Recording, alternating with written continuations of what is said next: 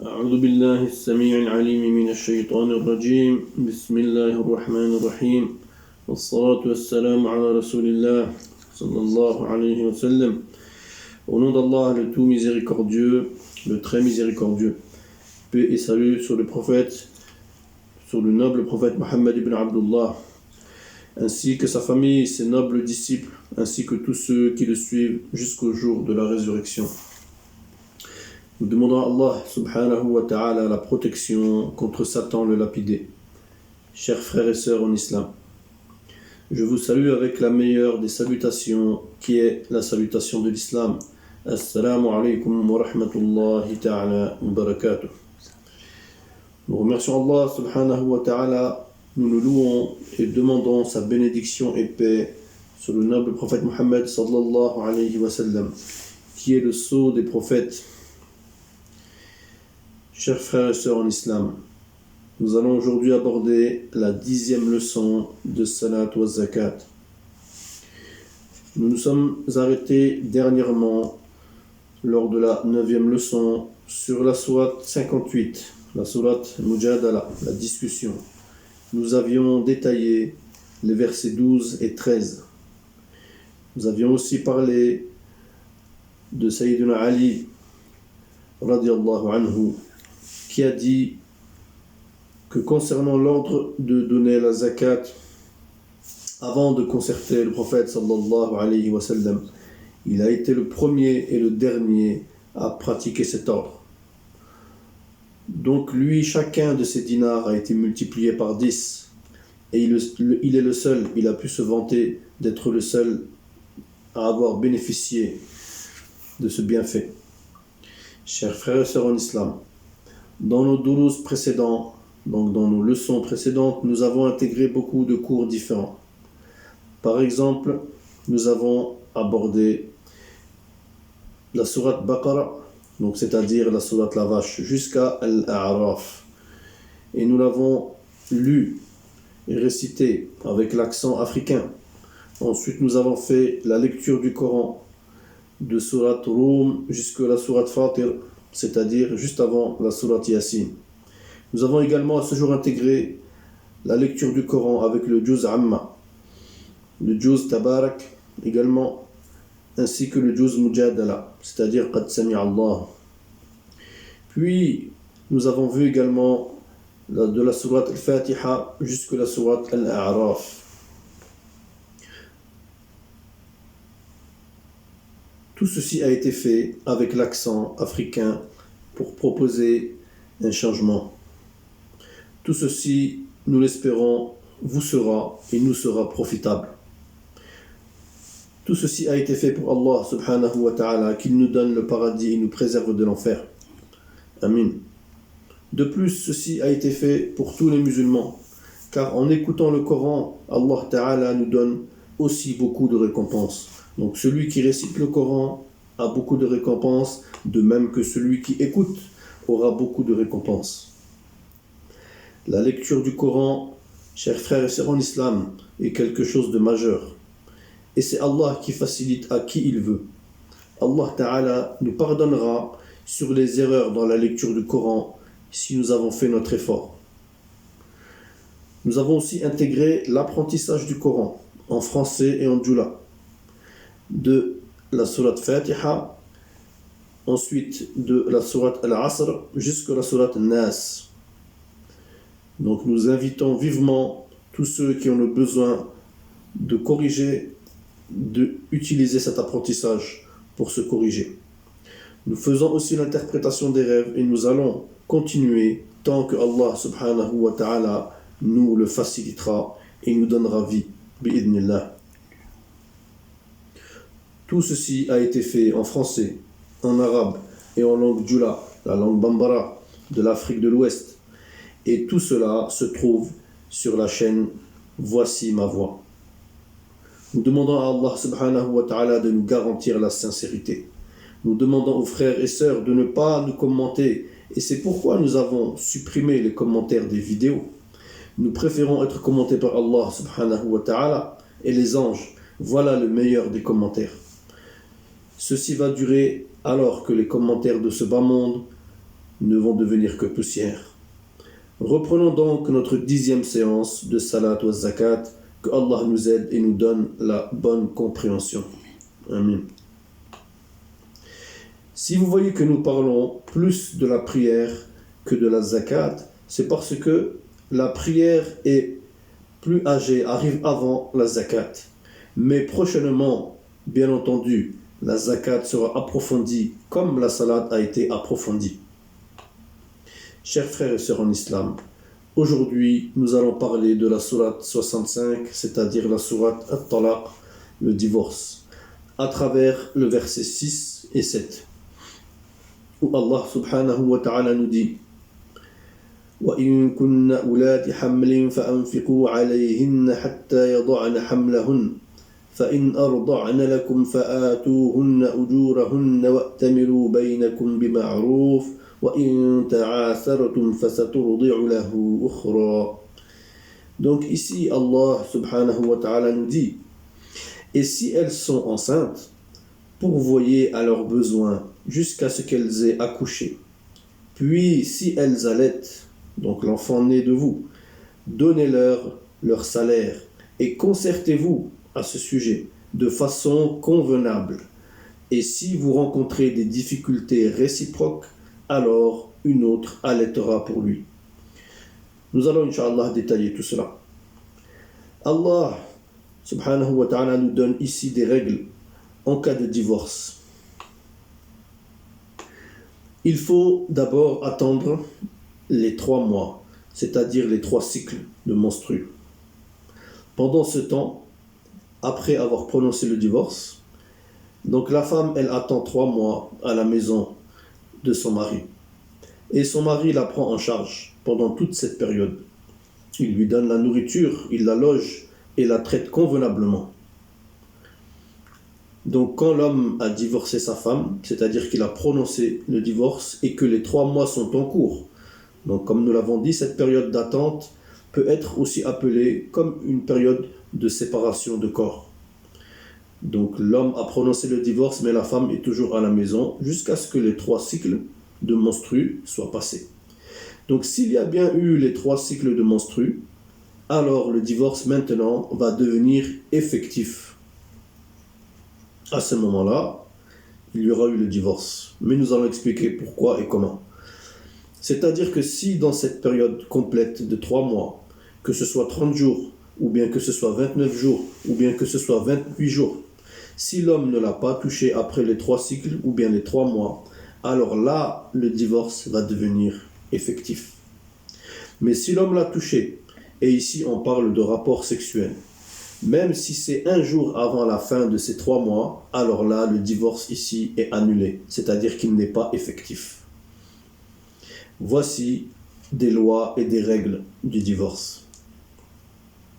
Maintenant, autre chose, nous disons que si l'homme a divorcé la femme par 2 fois, ici on parle de 2 divorces effectifs, c'est-à-dire que les 3 mois sont passés une première fois et la femme est rentrée chez elle. Et l'homme, après cela, l'a remariée et il l'a encore divorcée une 2e fois. Et les 3 mois sont passés et il ne l'a pas repris. Donc à ce moment-là, c'est fini entre eux. Et cette femme ne peut plus être licite pour lui, sauf si elle a été mariée avec un autre et que celui-ci l'avait aussi divorcé. Donc c'est là que nous disons que si l'homme a divorcé sa femme 2 fois, c'est de ça que nous parlons. Alors Allah subhanahu wa ta'ala dit dans le Coran à ce sujet. Et donc ici nous prenons la sourate Baqara, c'est-à-dire la sourate la vache, au verset 229. Allah subhanahu wa ta'ala nous dit الطلاق مرتان فإمساك بمعروف أو تسريح بإحسان ولا يحل لكم أن تأخذوا مما آتيتموهن شيئا إلا أن يخافا ألا يقيما حدود الله فإن خفتم ألا يقيما حدود الله فلا جناح عليهما فيما افتدت به تلك حدود الله فلا تعتدوها ومن يتعد حدود الله فأولئك هم الظالمون. Ici Allah subhanahu wa ta'ala nous dit le divorce est permis pour seulement 2 fois. Alors reprenez vos femmes d'une manière convenable ou libérez-les avec gentillesse. Et il ne vous est pas licite de reprendre quoi que ce soit de ce que vous leur aviez donné, à moins que tous deux ne craignent de ne point pouvoir se conformer aux ordres imposés par Allah. Si donc vous craignez que tous deux ne puissent se conformer aux ordres d'Allah, alors ils ne commettent aucun péché. Si la femme se rachète avec quelque bien. Voilà donc les ordres d'Allah. Alors ne les transgressez pas. Et ceux qui transgressent les ordres d'Allah, ceux-là sont les injustes. Puis Allah subhanahu wa ta'ala nous dit, dans le verset suivant, c'est-à-dire au verset 230, toujours de la sourate Baqara, la sourate la vache. فَإِن طَلَّقَهَا فَلَا تَحِلُّ لَهُ مِن بَعْدُ حَتَّى تَنكِحَ زَوْجًا غَيْرَهُ فإن طلقها فلا جناح عليهما أن يتراجعا إن ظنا أن يقيما حدود الله وتلك حدود الله يبينها لقوم يعلمون. Ici, Allah subhanahu wa ta'ala nous dit, s'il répudie sa femme, donc si le mari répudie sa femme, alors elle ne lui sera plus licite tant qu'elle n'aura pas épousé un autre. Et si le second mari la répudie à son tour, ce ne sera pas un péché pour aucun des deux anciens époux de reprendre la vie commune, pourvu qu'ils pensent pouvoir tous deux se conformer aux ordres d'Allah. Voilà donc les ordres d'Allah qu'il expose au peuple qui savent. Donc ici, Allah subhanahu wa ta'ala nous dit que si on a divorcé une femme 2 fois, c'est-à-dire un divorce effectif, on ne peut plus la prendre tant qu'elle n'a pas épousé un autre. Puis, si ce dernier l'a divorcée, c'est à ce moment-là seulement que l'on peut la reprendre en mariage. Notons ici que Allah subhanahu wa ta'ala a autorisé le divorce, qui est donc halal, mais comme le prophète sallallahu alayhi wa sallam l'a dit, Allah a permis un halal, mais il l'a détesté. Et il s'agit ici du divorce. C'est quelque chose de permis, mais qui est détesté par Allah subhanahu wa ta'ala.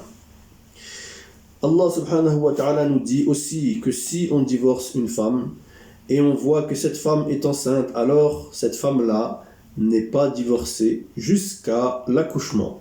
C'est-à-dire qu'elle ne quitte pas la maison et elle est sous votre garde et votre assurance. Vous devez la nourrir, la loger, etc. Donc dans ce cas, l'homme qui a prononcé le divorce alors que la femme est enceinte, il va attendre jusqu'à l'accouchement.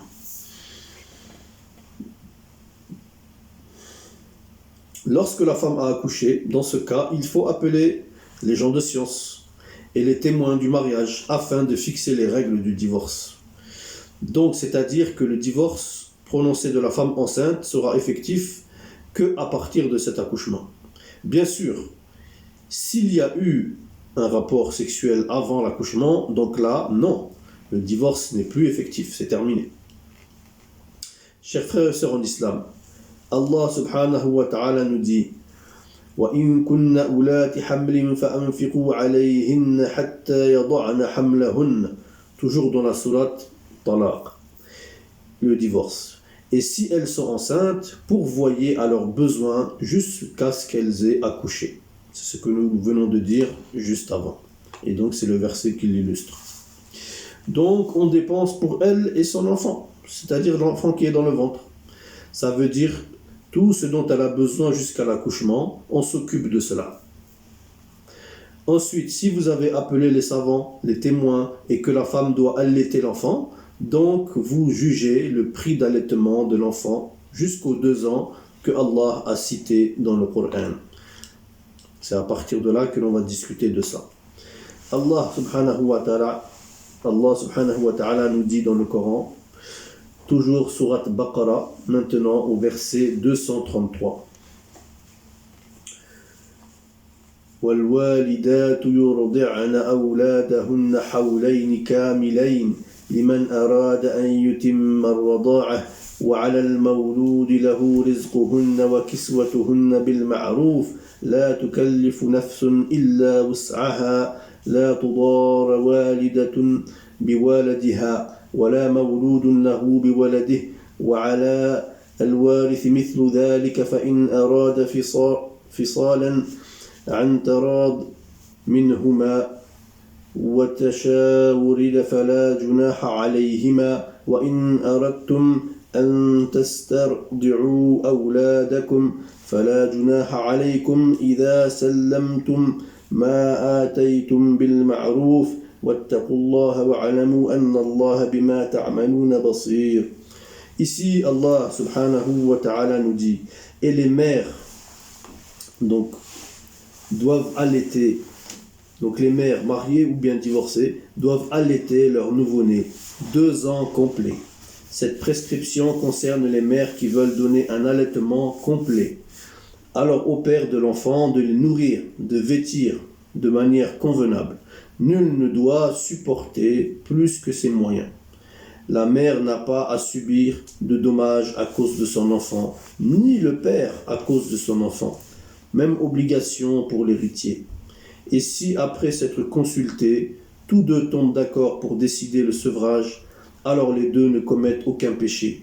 Et si vous voulez mettre vos enfants en nourrice, alors vous ne commettez pas de péché, à condition que vous acquittiez la rétribution convenue conformément à l'usage. Et ayez de la piété envers Allah. Sachez qu'Allah observe ce que vous faites. Donc ici, nous voyons que les mamans peuvent allaiter leurs enfants pendant 2 ans complets, pour celles qui veulent le faire. Mais il est possible de faire moins, 1 an et 6 mois, etc. En fonction des moyens de chacun. Donc pendant ce temps de l'allaitement, le père de l'enfant doit s'occuper du coût de l'allaitement. Lorsque les gens sont assis et discutent pour la séparation, alors il faut discuter du prix à payer pour que la femme allaite l'enfant. Allah subhanahu wa ta'ala dit que si la femme parle de l'allaitement de l'enfant, et donc vous jugez le prix, par jour, par mois, par semaine, donc vous jugez. Si la femme a accepté, donc vous laissez l'enfant à la femme. Maintenant, si le père de l'enfant veut que la femme parte de chez lui, c'est-à-dire qu'elle parte chez ses parents, elle va quitter, mais il doit assumer le prix de l'allaitement pour la période qui a été convenue. Le divorce qui a été prononcé fait que on ne peut pas exiger à l'homme d'héberger la femme, mais ceci est possible s'ils sont d'accord sur ça, le temps de l'allaitement, et si le père de l'enfant le peut. Il a une grande maison, ou bien il a des appartements, etc.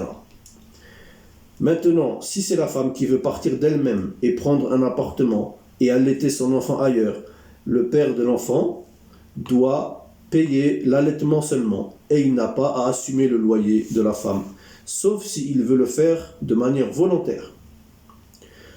Par contre, s'il n'y a pas eu d'accord sur le prix à payer pour l'enfant, c'est-à-dire qu'il y a désaccord, la mère a demandé un certain montant et le père dit que non, il ne peut pas payer ce montant-là. Alors le père doit trouver une autre nourrice pour allaiter son enfant et à ce moment-là, la femme peut partir. Le père donne l'enfant à une nourrice et il doit assumer l'allaitement de cet enfant par la nourrice. Nous disons dans tous les cas que dans les différentes relations, Allah subhanahu wa ta'ala dit qu'entre l'homme et la femme, donnez à la femme le prix de l'allaitement et soyez convenables et ordonnez-vous sur le bienfait. Nous devons donc toujours tenter de trouver un accord, un compromis et en tout cas bien se comporter dans ces discussions. C'est-à-dire que s'ils sont au même endroit et que l'homme lui a demandé un service ou bien que ce soit la femme qui lui a demandé un service, alors il ne faut pas refuser. C'est-à-dire qu'il faut être bon avec gentillesse et ne pas chercher à causer du tort à l'autre. Ensuite, Allah subhanahu wa ta'ala dit que si la femme n'a pas facilité les choses concernant le coût de l'allaitement, par exemple, elle a donné un montant trop élevé pour le mari, Allah subhanahu wa ta'ala nous dit وَإِن تَعَاسَرْتُمْ فَسَتُرْضِعُ لَهُ أُخْرَى. Ce qui veut dire que si la maman n'accepte pas le prix qu'a donné le père et elle ne veut pas donner l'allaitement à cause de cela, alors Si le père n'a pas les moyens et qu'il n'y a pas d'accord, donc il faut donner l'enfant à une autre nourrice. Donc le père doit chercher une nourrice pour allaiter son enfant. Cependant, les savants sont unanimes pour dire que le mieux que la maman qui a donné naissance à un enfant, il vaut mieux que ce soit elle-même qui donne l'allaitement à son enfant. De plus, que ce soit la femme ou l'homme, tous les deux doivent être compréhensifs et doivent faciliter les choses. La dureté n'est pas bonne, que ce soit venant de l'homme ou bien de la femme.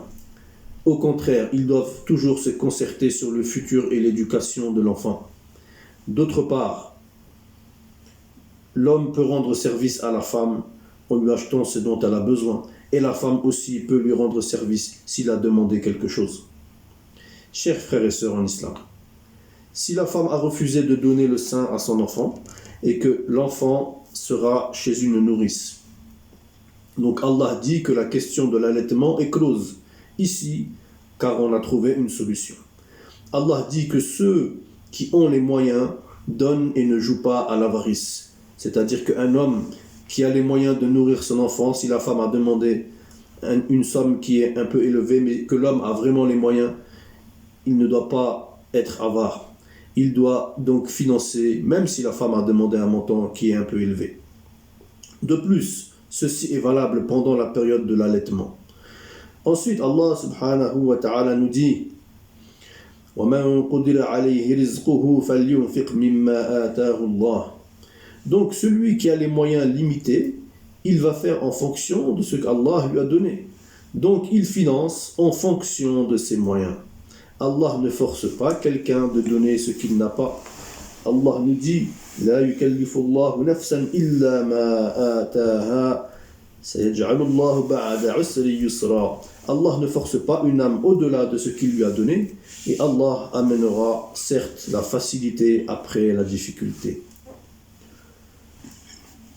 Donc retenons ici les leçons.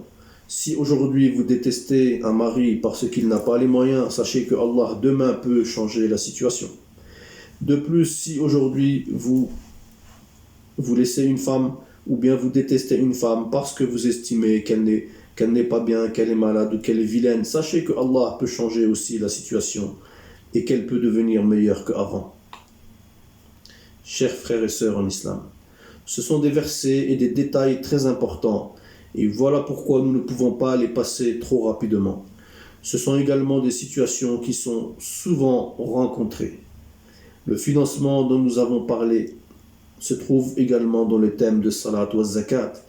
Nous verrons donc prochainement en détail comment la Zakat doit être donnée en fonction des biens dont nous disposons, que ce soit de l'argent, que ce soit de l'or, que ce soit des diamants, que ce soit des ovins ou des bovins, etc. Chers frères et sœurs en islam, après avoir vu la sourate Talaq, donc la sourate 65, le divorce, nous allons aussi voir la sourate 63 du Coran, c'est-à-dire la sourate Al-Munafiqun, les hypocrites, au verset 7 et 10, où Allah subhanahu wa ta'ala nous dit, tout d'abord au verset 7, هم الذين يقولون لا تنفقوا على من عند رسول الله حتى ينفضوا ولله خزائن السماوات والأرض ولكن المنافقين لا يفقهون. Allah nous dit, eux, donc les hypocrites, disent, donc ils disent, ne dépensez pas pour ceux qui sont auprès du messager d'Allah afin qu'ils se dispersent. Et c'est à Allah qu'appartiennent les trésors des cieux et de la terre, et les hypocrites ne comprennent pas. Donc il s'agissait ici du boycott de ceux qui étaient auprès du prophète sallallahu alayhi wa sallam, c'est-à-dire que les hypocrites voulaient boycotter et mettre la pression sur tous ceux qui accompagnaient le prophète sallallahu alayhi wa sallam, afin que ces derniers le laissent seul. Cependant, Allah subhanahu wa ta'ala a rappelé que c'est lui qui détient toutes les réserves des cieux et de la terre. Puis Allah subhanahu wa ta'ala nous dit que les hypocrites ne savent pas. Dans le verset numéro 10 de cette même sourate, Allah subhanahu wa ta'ala nous dit وَأَنْفِقُوا مِمَّا رَزَقْنَاكُمْ مِنْ قَبْلِ أَنْ يَأْتِيَ أَحَدَكُمُ الْمَوْتِ فيقول رب لولا أخرتني إلى أجل قريب فأصدق وأكن من الصالحين. Donc au verset 10, Allah nous dit « Et dépensez de ce que nous vous avons octroyé avant que la mort ne vienne à l'un de vous et qu'il dise alors « Mon Seigneur, si seulement tu m'avais accordé un court délai, je ferai l'aumône et je serai parmi les gens de bien, parmi les gens vertueux. » Ici nous voyons le regret des gens qui n'ont pas accompli ce qu'ils devaient accomplir et qui demandent un délai. Mais une fois que le terme est arrivé, personne ne peut repousser, ni même une seconde. Allah subhanahu wa ta'ala n'accorde pas une seule seconde de plus une fois que le terme de la vie est arrivé. Allahu Akbar. Allah subhanahu wa ta'ala est au courant de tout ce que nous faisons. Nous devons donc être vigilants de toutes nos actions en tout instant.